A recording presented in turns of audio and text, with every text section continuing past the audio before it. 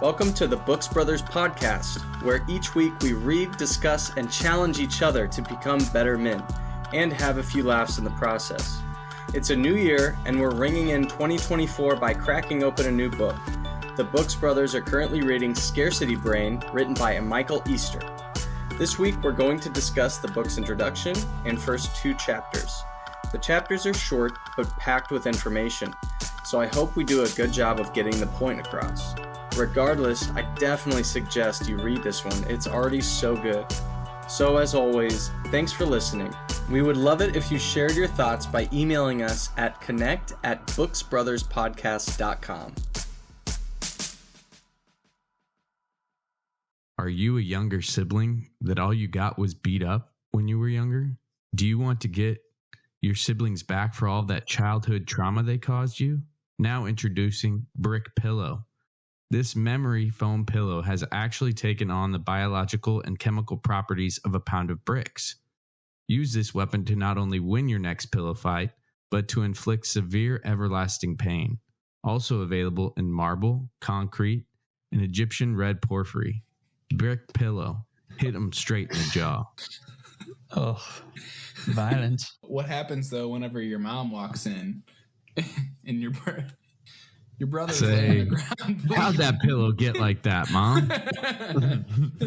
So I was in a pillow fight at a church lock-in in middle school. You know, it's just fun and games until one of the high school leaders hit me in the face with a pillow that had a Game Boy in it. And it hit me right in the mouth and chipped my tooth. So this one, that tooth is half fake. Was that Game Boy Color or Game Boy That tooth Advance? is fake, you said? I don't know. Half of it is fake. Yeah. Oh, wow. Wow. Huh. Damn, have you seen that UFC has like a pillow fight division now? The UFC does? Yes. No. Look it up. Oh, gosh. Literally, guys get in a ring and just slap each other with pillows. Is the brick pillow regulation? Is that allowed? That's amazing. So funny. We have a contract with the UFC. Nice. Oh, yeah? Was that hard to get into? No, man. Jake Paul's going to feature it in his next fight. Nice. Have you guys seen the slap fighting competitions? Those are great. Yes. Oh, man. Sloth? It's so brutal. It's hard to watch. All right, everyone. Welcome back. We're going to discuss the book's introduction and the first couple chapters this week. But the chapters are pretty short, but they're packed with information, so we'll try to get through it. So, Scarcity Brain. The introduction of the book talks about the author's experience as he traveled to Iraq to get the scoop on an extremely addictive amphetamine drug called Captagon. His experience led him to wonder. Everyone knows everything is fine in moderation, but why do we suck so bad at moderating? Why do we keep eating when we're full? Why do we shop so much, drink too much, consume too much entertainment? Why are we stuck doing the same thing we regret over and over?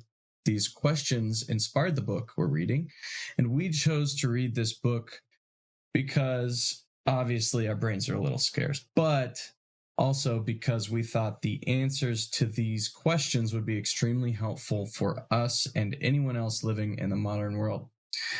So, chapter 1 gets into something called the scarcity loop. Compulsively doing things we regret doing over and over, but we don't really feel like we always have control over. That's kind of the essence of the scarcity loop. Your brain kind of gets stuck in this self-sustaining feedback loop.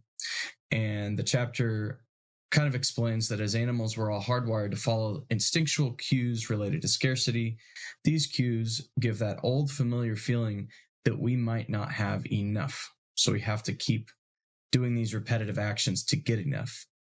These ancient signals developed in animals' brains as they did things like search for food and water. Back then, the scarcity brain aided in the survival of our ancestors, but now that the world has changed, our brains can get hijacked by modern environment where everything we need to survive is abundant.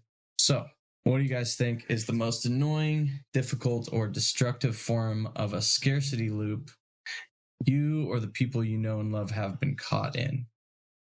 I think the first thing that comes to my mind is social media. I mean, when it comes to social media, like most everyone, I feel like hates how much they're on it. They talk about how they want to get off of it. They may share a story of how they took a 3-month break at one point or a month break at one point. I think in general, we're just addicted to our phones, right? Picking up the phone, checking it, pick up the phone, checking it. With social media, we see it really playing out in that it's this thing that people are always kind of ashamed of how much time they spend on it. And ultimately, they don't really want to be doing it that much. And I feel like a lot of time in social media too, people, their perception of what they use it for is kind of off. People are like, oh, I use it to stay in touch with people, or like see this or that. But like at the end of the day, like people use it for, you kind of just like scroll mindlessly. It's kind of just like a way to numb your mind. I feel like on the male side, there's guys who like, yeah, there's inappropriate content at time that guys will find themselves like getting caught up with, and comparison becomes a really big thing with social media where, it makes you compare your life to others. And yeah, I think it's something that most people, if you were to like survey most people would say that they don't like how much they're on it, but yet they're not like planning on leaving, Yeah. Yeah. We spend way more time than we think on it too. What's the thing on social media that you feel like captivates your attention the most recently? I feel like I get a lot of videos of like car crash compilations or stupid stuff like that, or like street fights or something like that. For a little while, I would, and I just can't tear myself away. It's like watching a train wreck. For a little while, like one that I was curious and like watching, and it's, again, sounds like a really weird one. Parents going nuts at youth sport events. Parents like freaking out and stuff. And I don't know, it's like one of these things. It's just like interesting, right? You get caught up in it.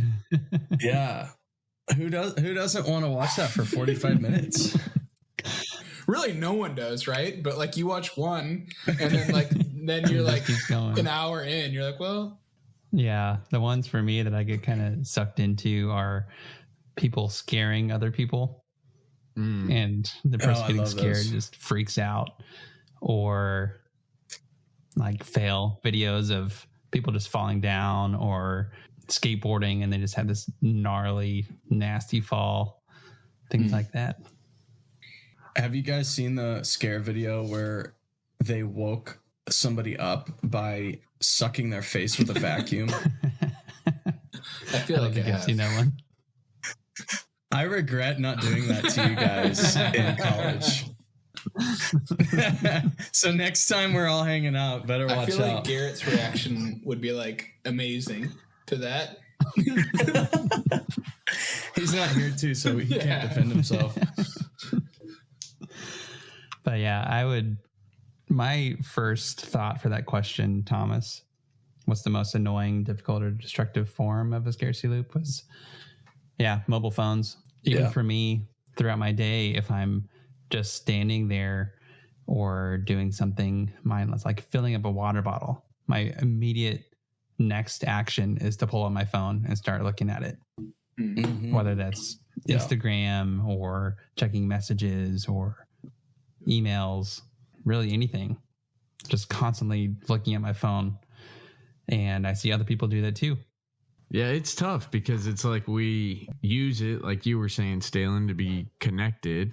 But even at home here and with my wife, it's like I sometimes struggle to remain connected with the person right in front of me because I'm trying to, quote, connect with all the other people that aren't in front of me. And so it reminds me of a funny story that I got together with my uncle and my family like 5-7 years ago, before like social media and phones were like even as crazy as they are now. And my uncle, we were out to eat and he saw this older couple, like, I don't know, 40s, mid 40s, and they were both on their phone at dinner. And he went up to them and he was like, now, when you guys go out, do you typically like do this where you just like are on each other's phones and you don't talk to each other? And I think he caught them so off guard because it's true. We say we're going to do these things and connect with people or, get together with buddies, but then we're both looking at our phones, and it's like, how do we be more present with people? Yeah. Mm-hmm. Just reflecting on this for myself outside of like phone usage, I would say food. Like I find myself never satisfied from like a food standpoint. And obviously working for a confectionery chocolate company, I literally have been sent home with pounds of chocolate, over 20 pounds of chocolate I have currently at my house. And I'll take there's some of that.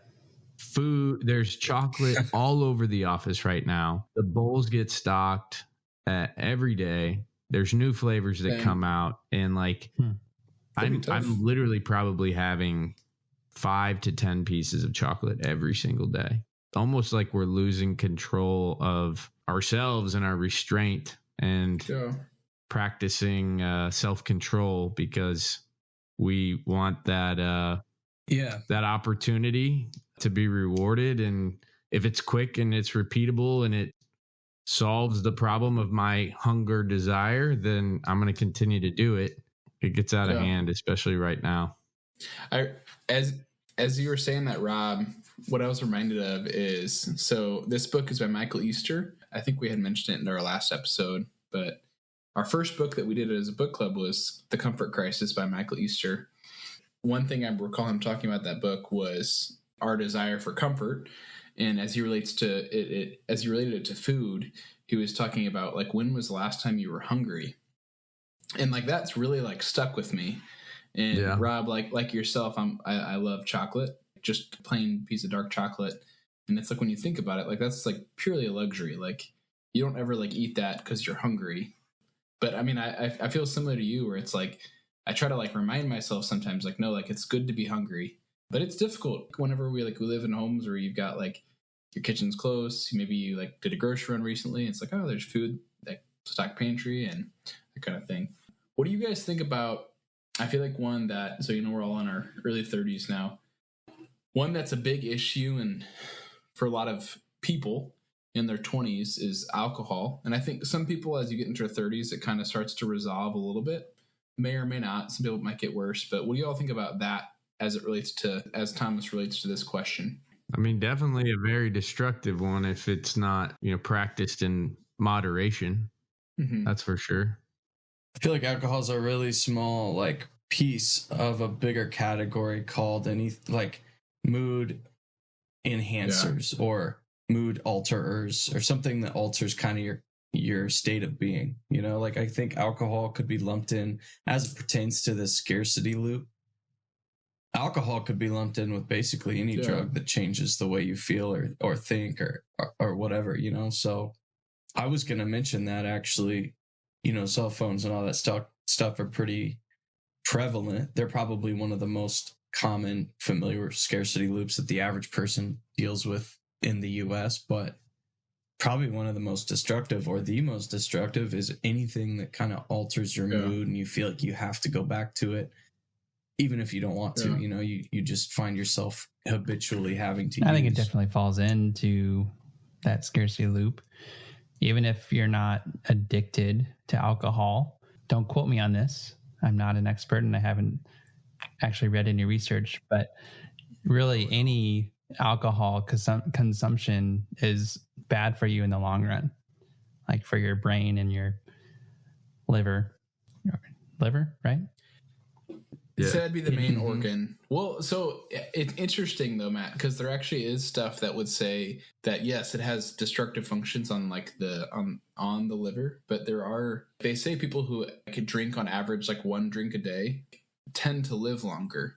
There's some thoughts on that as to why that's the case. Obviously, if you go past the 1, then it actually has a negative effect on like long term, like life expectancy and such. But I mean, there's been seems to be some benefits, but like to what extent and like why are the benefits there? Is there maybe another factor playing a role? But yeah, either way, it's something that we're, like you said, we're still fairly young in our lower 30s, but it's definitely something that we could see have a negative effect later on. I think that's one of the things that he mentions in the book is a lot of these things, no matter what they are, we may not see the consequences right away. It might happen later on, days later or years later. Yeah, alcohol can definitely play into that. Yeah. Stalen, I'll just build on it just because obviously passionate about it, and I know you are too, but the pornography piece as well. For sure. I'd say that's more destructive than alcohol. I know a lot of young boys and even girls get wrapped into that early on. The opportunity is there because it's at our fingertips, and there's so many forums in which it can be viewed and participated in, and then the unpredictable rewards of literally not knowing what's behind the next click, and the next video, the next release, right? And that suspense that comes in, and then it's obviously super repeatable because it's available whenever in any forum. I would say that would be the most destructive one that people get caught in. Yeah. You guys mentioned addiction and, to drugs or alcohol or porn, whatever. And a lot of that comes with shame, right? And I remember when we talked about some of the masks in the last book where kind of as men, we're wired a certain way, kind of out the gate. We talked about how like there's a certain amount of shame once you learn about, how you're naturally wired. There's a certain amount of shame that you can let go of because you can realize, okay, a little bit of this is kind of built in me, and I've just been putting myself in the wrong environment and falling into these patterns, right? So a little bit of it's kind of like, well, that's kind of my nature, and that's, there's nothing to be ashamed of, that's my nature. But if you don't realize it and change it, then, that's probably where a lot of the shame sticks around.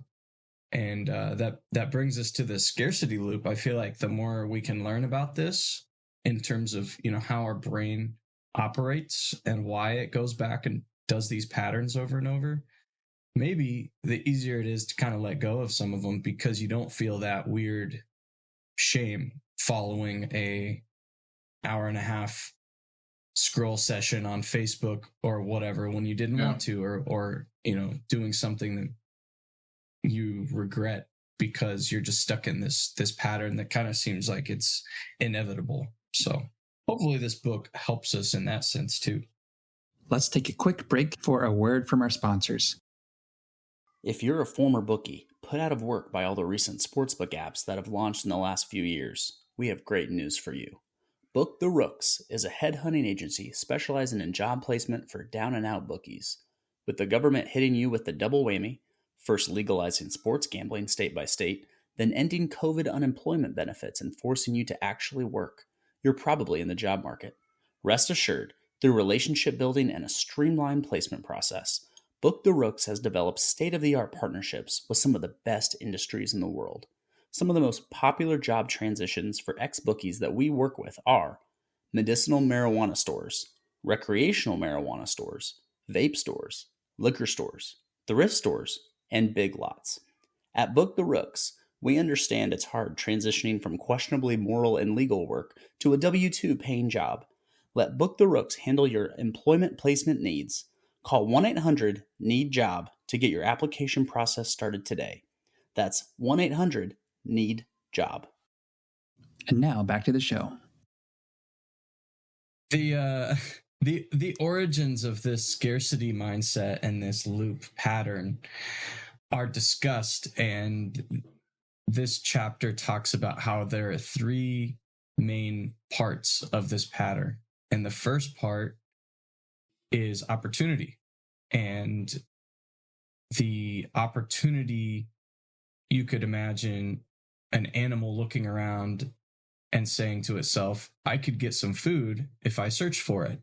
There's an opportunity for me to get what I need to survive. So that animal gets hyper focused on the possibilities of the rewards that it could find if it took action and followed this opportunity. The second part is that there are unpredictable rewards. So this animal might say, if I look over here in that bush, maybe I'll find some berries to eat. It might be a little bit, it might be a lot. Maybe I won't. Maybe I'll just live there and eat berries my whole life because I won't have to go anywhere else, you know? So there's all these possibilities in its mind which cause us to fixate on suspenseful situations. It enhances our focus on that feeling of anticipation.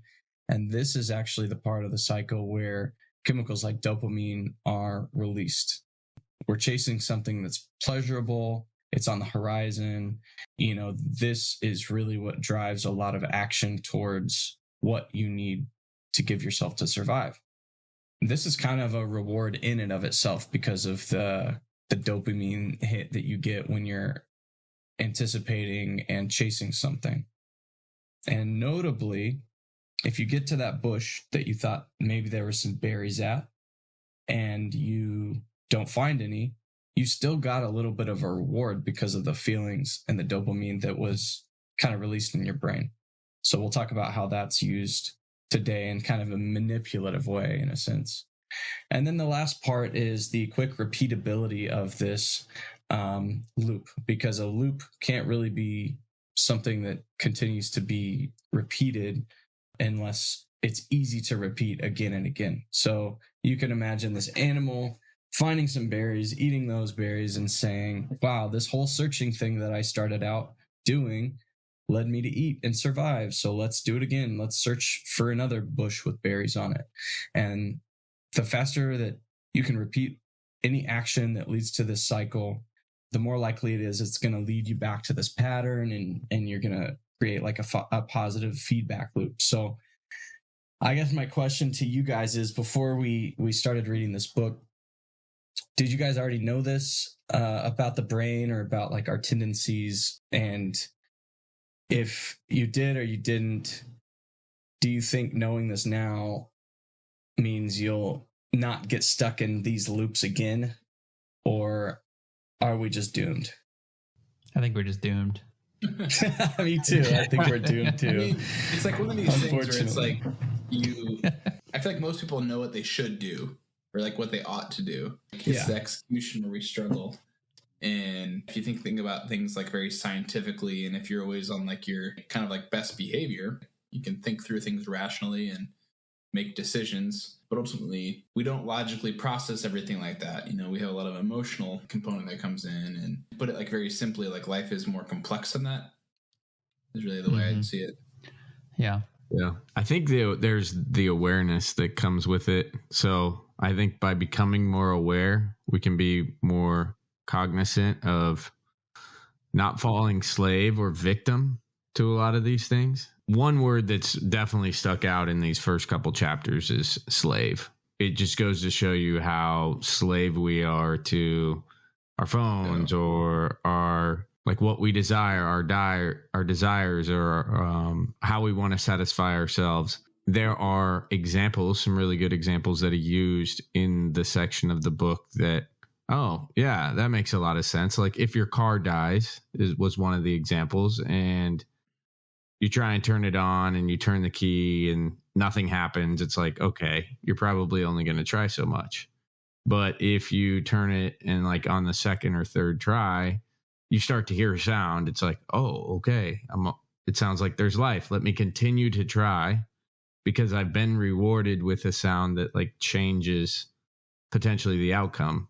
Just little things like that. It's like, I don't know that many people are going to be like, oh man, that's a scarcity loop. I'm not going to continue to try. Like they want to get their car going, so they're going to continue to try.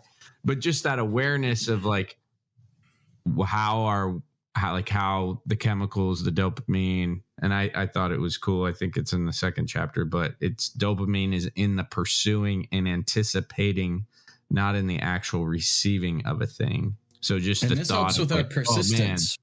Yeah, just that persistence that like, oh man, if I continue to pursue it or anticipate it, whatever it is, that alone is a high rather than actually getting my car to turn on or whether hitting the jackpot and things like that. So I don't know. We'll see what Michael Easter has to say. Maybe we're not fully doomed, but early on my take is we live in a world that we are consumers of things. There's always going to be some company, some whatever, trying to, get our attention, have us buy into it. Maybe having a greater awareness that just because some ad is running and some sales going on, that, hey, if I don't actually need that product, then maybe I don't buy it.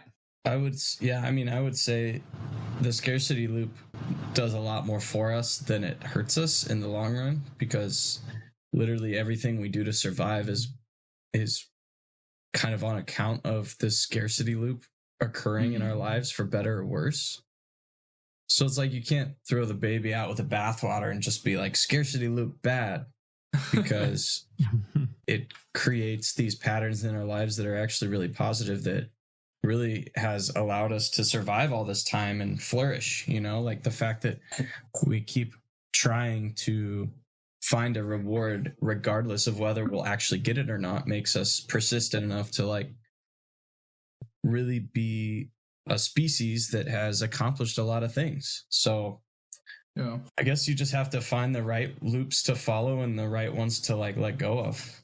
Yeah. Going back a little bit to what you were saying, Rob, I really appreciated, and it's kind of hits further on what you were saying there too as well, Thomas, but I like how he talked about how he discussed like dopamine, because I do feel like dopamine is basically viewed as almost like, we talk about like Dopamine Nation, like the documentary, we talk about like how dopamine's like what's causing all these problems and like that. But I really like how he talked about how it's like, no, like dopamine's like, it's like natural. It's like a part of our homeostasis for our body. It's like what helps us to live.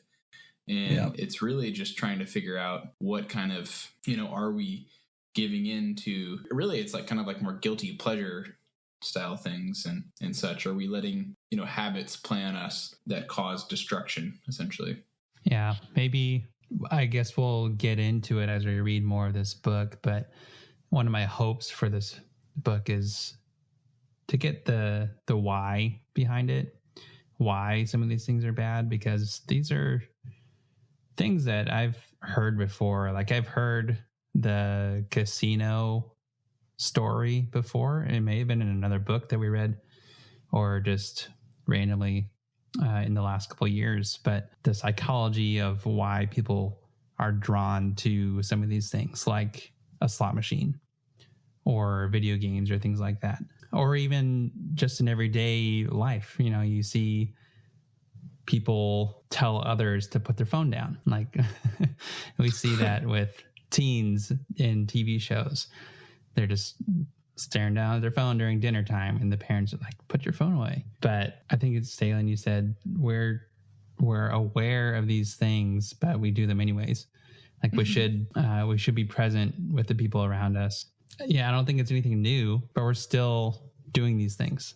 We still get stuck in that loop. So maybe Michael Easter going into the whys, and Rob, like you said, to have more awareness of what's going on will help us break some of those bad loops. Well said. I think awareness is key. Let's take a quick break for a word from our sponsors. Are you overwhelmed by the countless number of sportsbook apps, trying to utilize each one's free bet promo, or having trouble remembering which one you placed that parlay bet on? Introducing OneBet. OneBet syncs all sportsbooks into one platform. Now, you can delete all 12 different sportsbook apps you currently use and place your wagers for all of them solely on OneBet. Feel super confident about a certain bet? Take advantage of OneBet's patented feature, All In, and apply that same bet across all sportsbooks at once.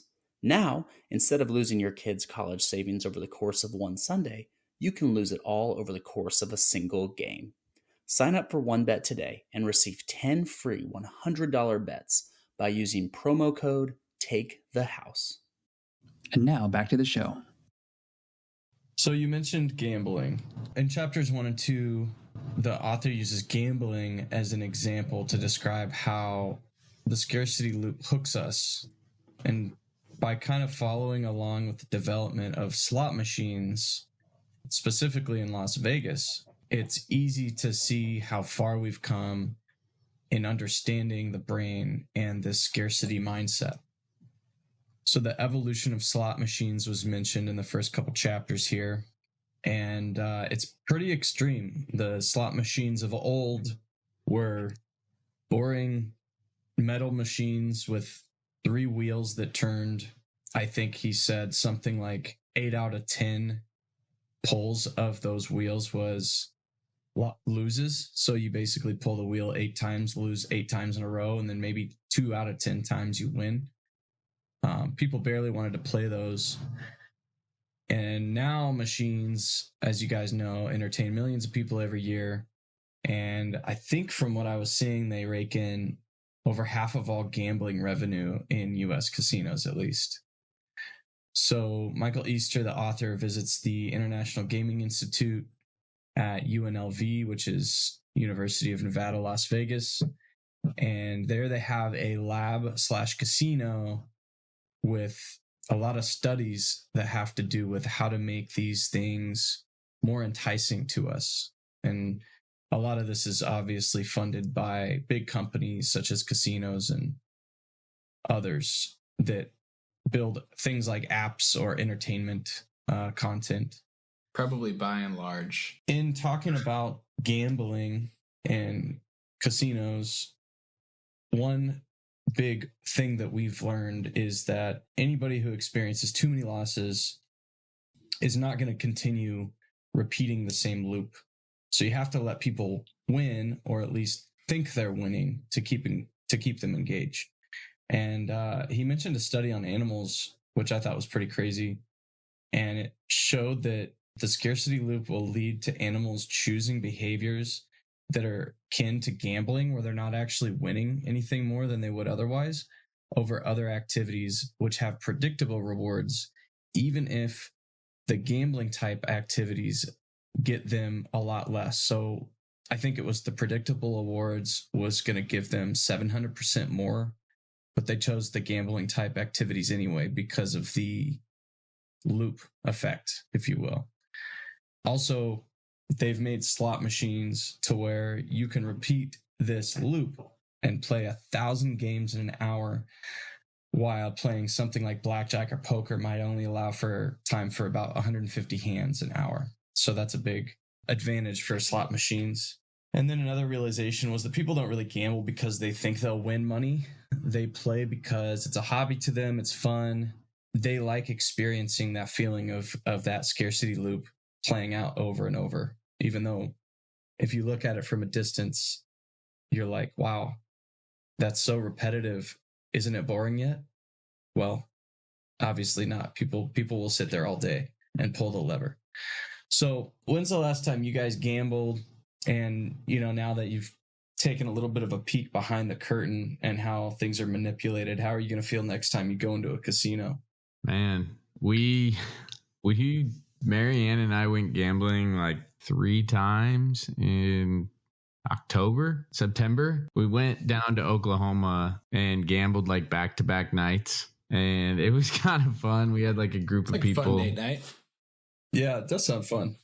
But then like we had gambled a couple weeks before that because she had done like a grand opening at a new casino in KC. They employed her for that day, and we went back that night and gambled with her folks. And yeah, I mean, it was fun and stuff, but I mean, even Matt, I'm sure you can relate with like the fantasy football. It's prime time, fantasy football time. Championships, playoffs are happening right now. Like, I'm using my phone to access information to try and gain a competitive edge against my competitors. Yeah. So like, I'm falling into many loops right here. But and even this week you see all these like Caesar bets, ESPN bet, do this code and you get free bets. I did it this week because it's like, shoot, you're telling me all I have to do is put like $5 in and then you're going to give me $50 bets that I can turn into who knows how much. And I think it's that second piece of like the unpredictable reward. I feel like I have a good control on what I'm willing to spend and willing to like keep it reasonable, right? Like I just put $15 in and I got the $200. So it's like, okay, let's see what I can do with technically $15 knowing that I have enough control on the back end that I'm not going to like then do what they hope I'll do, which is dump hundreds, if not thousands of dollars back into it and really get sucked in and be the loser at the end. I'm trying to take advantage of them, but the house always wins. Yeah. I think there's some fun in it. I think there's some social in it. It's fun to gamble with your buddies. Like in fantasy, it's drawn out the whole season long. Minimally, I think it's small gambling over a long scale, but just being aware and having control of like what you actually want to. What are your limits? Rob, do you feel like that's been easy to do, or has that been hard to do? Do you feel like you usually it's been easy stick to? Okay, I would say, just because I'm currently first in 2 of my 3 leagues. So it's easy kind that of way fun. also.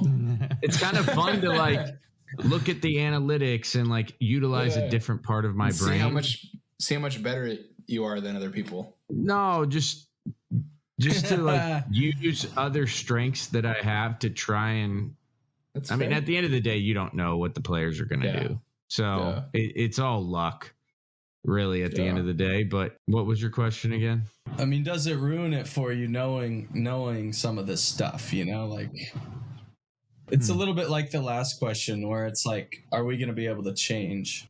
Maybe I'm oblivious. I don't think that I am, though. But if you set a limit, so like I'm only willing to gamble $100 between fantasy and side bets or whatever, it's like, okay, it's $100 for 5-month season of football. That's fun.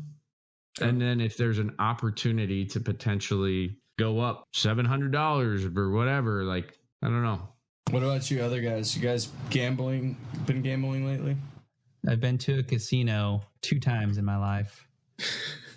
Once was Buffalo Run? No, I never went to Buffalo Run. I've never really been willing to actually spend money on real like casino type gambling. The first time I went to a casino was on our honeymoon in Costa Rica. And Emily and I, it was in the afternoon and we were just trying to kill time, explore the resort, and there was a casino right across the street. So we walked in. First of all, neither of us know how to gamble or play these casino type games. And so we were just like walking around. It was completely empty except for maybe one person in there. Everything was in Spanish. And so we didn't know what we were getting into anyways. And we put $1 into one of the slot machines. And then I pushed a lever and nothing happened. Like, didn't even move? My $1. It didn't even move. I was like, I don't know what I'm doing. I guess I'm done now. Let's just leave. That's so funny. That didn't have quick repeatability. Yeah, that's funny. And then the second time was we went to Vegas for one of my brother's weddings. And it was fun just hanging out with family. But I did a couple of things. I think I spent a total of $20. Most of that was on roulette, and I think we got some of it back. That's my extent of actual casino gambling. It's just not my thing. It's not for me. For me, it kind of plays out in other ways. I spend money on other things that will give me an adrenaline rush, or just things that I enjoy doing, which is not necessarily a bad thing. So for me, video games and books are what I like to spend my money on, my extra money on. I guess you could say that's somewhat of a gamble because I don't know how the books are going to turn out. I don't know how the video games are going to turn out. There's nothing super positive about either of those things. The books that I do buy for myself are usually just fantasy books. So I'm not like learning about anything. It's a completely separate reality. Have you gotten into that Fourth Wing yet? I have not. I've seen it going around a lot. I have too many books on my list though. But yeah, there's nothing really about those things that are helping me become a better person. For video games, it's just for pleasure. And I can talk to friends about playing those video games. Same with books. But in the long run, it's just, we're talking about a game, a different reality. So, but it builds community. Yeah. It's funny that a lot of these things are so relational, like even when we were talking about alcohol, like that's something most of the time people do together, Mm-hmm. Yeah. It's interesting. that these loops kind of go hand in hand with relationships. Yeah. Sometimes. Yeah. My history with gambling is extremely similar to Matt's. When I've been to a couple casinos, Ruth and I had a similar story where we put some money into a machine, and I think we bet it all on the first spin on a slot machine, and we lost, and so then that was it. Yeah, sounds like us. I do really recall enjoying Thomas's bachelor party. Thomas's bachelor party was in Vegas. How long ago was that now? Like 6 years ago, maybe. Dude, how long you been married for now, Thomas? A little less than 6 years, maybe. It's a good thing Camille doesn't always listen, right? It's all right. She probably doesn't know exactly how long either. Off the top of her head. Anyways, great time. Myself and Andrew that week were the only two that did not gamble at all, or like pretty much didn't gamble at all. I think we were there like either 3 or 4 nights. The last night, you guys were at a blackjack table, and I remember standing with Andrew and basically doing the thing we did every the previous nights when we went to casinos. Him and I would just talk and kind of walk around. That last night, he was like, I think I want to try a slot machine, and I was like, oh yeah, let's do it. And so we went like far away. I don't know why we walked so far away, but it was like some like kitty slot glitter machine. Glitter, dude. I love kitty glitter. And I think you put like that. I think you put like $20 in. Damn. And within like a minute, it was like 400. What? Yeah. And I remember that. I remember. Wow. This is why people get hooked. And like I just remember thinking so vividly of like, wow, like it was so quick. The first few spins, he probably played 10 more minutes and it dwindled down to like maybe like 250. But like he came out like well on top. But it was just like this very like fun experience with someone who also didn't gamble, and then he had this great success. And for all we know now, he's lost all of his money because he's addicted to gambling now.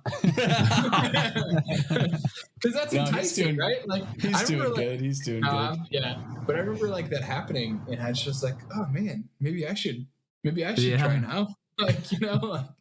So that reminds one of my favorite gambling stories was Garrett and I were the last in Vegas for Thomas's bachelor party, and we were like grabbing lunch at the Golden Nugget, and I had been chasing the same numbers in roulette the entire weekend, and I wasn't really hitting. And I think I only took like 150 to bet or something like that. And I was down to my last $10, and I put it all on like 23. And I was like, all right, Garrett, this is it. I'm doing it. And so it spins, and it won $350. And Garrett and I were hooting and hollering in the Golden Nugget at like 2:00 on a Sunday.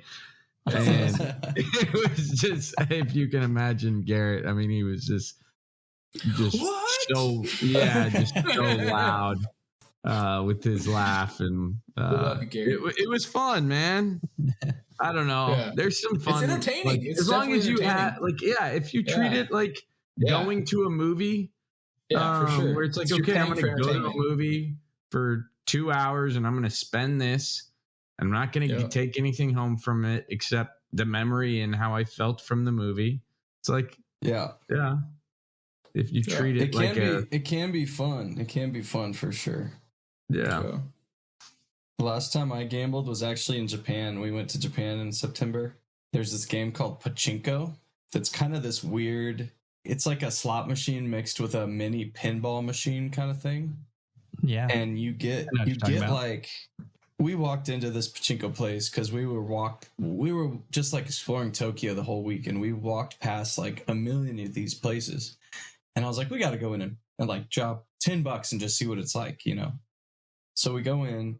I couldn't figure anything out. I was going in thinking I was going to be like, check this out. I'm going to show you how to do Pachinko.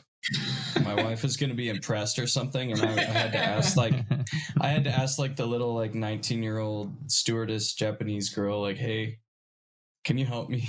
Like, I don't know how to play.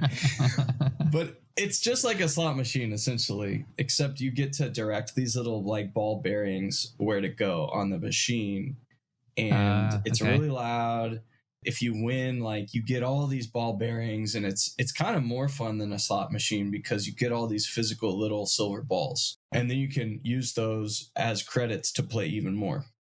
We lost instantly, obviously, because we didn't really know what we were doing, and the house always wins, like you guys said. But I did some research on this because I was curious, because I have heard that pachinko actually has kind of a dark history in Japan. Like they went through some times earlier on in the history of pachinko that like the game just decimated a lot of the working class because they got addicted to it. So for 2023, the US gambling revenue is expected to be about $55 billion. We have double the amount of people than Japan does, roughly. In Japan, the game of pachinko alone in 2021 had a revenue of $133 billion. Wow. So they're over double our entire gambling revenue, and they have half as many people. It's wild. And most people in the US haven't even heard of that. So I was pretty blown away to learn that was such a moneymaker over there. Yeah. I like to do the so you can't gamble in Hawaii, but when I go back to the mainland, I like to do, especially if there's like a big jackpot, like a Powerball lotto ticket or something. Oh, yep. And it's kind of that anticipation thing, like, oh, I only come back home every once in a while, but I'm going to spend $10 on a lotto ticket, and maybe I'll win $250 million. You know? See, that's kind of fun. That's that dopamine that he's talking about, though. Yeah. It's like, you start to envision what you'd spend it on and how your life could change. And you go there mentally before the numbers have even been called. They equate that to like a crackhead, literally right before like he gets the crack, that it's that feeling, that level of high, that feeling around knowing like, oh my gosh, my life could change. Or I could feel so good soon. What's crazy about that, though, and it goes back to what you were saying with like the movie, going to the movies, Rob. I mean, we've all been in a situation where you're with your partner or some friends and you're like, what would we do? And like, that's a form of entertainment, right? Like, like, okay, we just won $500 million. What are you spending the first 10 on? You know, and it's just like a way we entertain ourselves at times. And again, it's like, it's not bad. It's a way to get to someone's motivations. You know, it's a good way to get to someone's like what they value. It's a way to get to know people at times with that. I will say, since we're producing this and sharing it, just because our experiences with gambling have not been detrimental doesn't mean that that's encouraged necessarily. I mean, you could probably talk to a lot of people that are like, do not step foot in a casino. Do not ever even download the online betting app, even if you get 5 free bets or whatever it is. You know, like there's certain people that I know have been just absolutely ruined for their whole life. Yeah. I've known guys that have literally banned themselves. So like if they were to show up on casino grounds, it would be trespassing themselves, and because it's gotten that bad. Yeah.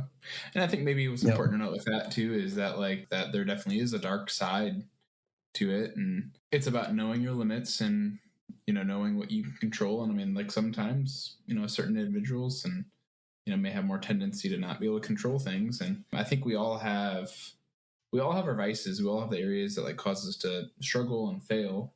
And for some people, gambling is a huge one, right? I think on that note, Thomas, it's just important to note like that, it is something to take seriously. And although there can be fun to it, it's like, there's the dark side to it. And like someone who has experienced that or maybe had a loved one on the dark side, as I was reading this chapter, I was like, oh man, you would hate the casino industry, knowing how much research is putting into how can we trick people to like stay longer, you know? And it's sad. It is sad, you know. That's the slave part that I was talking about.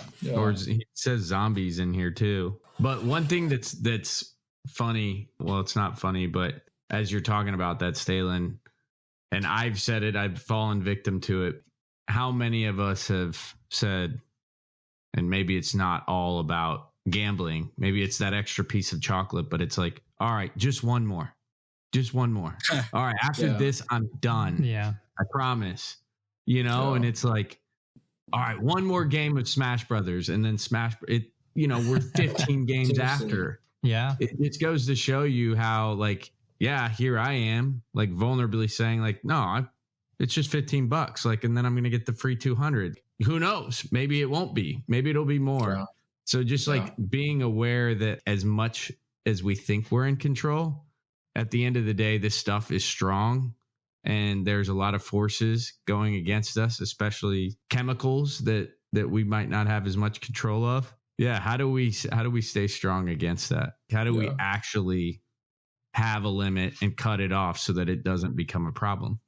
Yeah. I mean, that's one thing when you have like a spouse or like a close friendship where, I mean, I know how many times with Ruth have I said, hey, help me with this, help me with that. And Ruth has been there and been able to do so graciously. It may not always be something where she totally agrees with me, and so maybe she approaches it differently. But if you can't, I mean, I think one thing, Thomas, you talked about at the beginning about how knowing this kind of idea of how we get in the scarcity loop, how can we avoid it, or does that change the way you view it? And I think a big thing that is always helpful in every area is like having accountability with like people in your life that are going to call you on stuff. And, if you're not doing well in a certain area, then talk about it with someone. Yeah. I mean, the truth is if you have 24 hours in a day, there's going to be hours in every day that you're over 50% chance going to mindlessly fall into some sort of instinctual activity. It's impossible not to fall into your instincts sometimes, right? But if you have other people kind of looking out for you, you're right. Like, you have a much more high likelihood of succeeding and doing the things you want to do, or avoiding the things you don't want to do that much, Yeah, it's a good point. I think we, as men in civilized society, I think we underestimate our instincts, and the way that we're wired. I mean, we're 99% the same DNA as a chimpanzee. We're going to have a lot of strong instincts to fight against in order to live in the modern world in a way that's like beneficial to us. Yeah. To kind of wrap it up, and I am jumping ahead here into the third chapter, but one of the quotes that stood out to me, Michael Easter, he actually quotes William James, born in 1842, who is considered the father of American psychology. But he says, in the end, our life is ultimately a collection of what we pay attention to. Mm-hmm. Yeah. Good. So as you guys are thinking about this and reflecting and reading, and then we'll connect next week, what are you guys paying attention to in your life? So that wraps up our episode for the Books Brothers podcast. Next week, we will review and discuss chapters 3 through 5 of Scarcity Brain. Thanks for joining us. If you haven't yet, buy or borrow the book and follow along with us. Please subscribe and give us a review. We'd really appreciate it. Also, please consider sharing this podcast with a friend or family member who you think would get something out of it. Finally, we'd love to hear from you. If you were challenged by our conversation or have any questions or feedback, email us at connect@booksbrotherspodcast.com. Thanks again. We'll see you next week. Until then, read, reflect, and connect.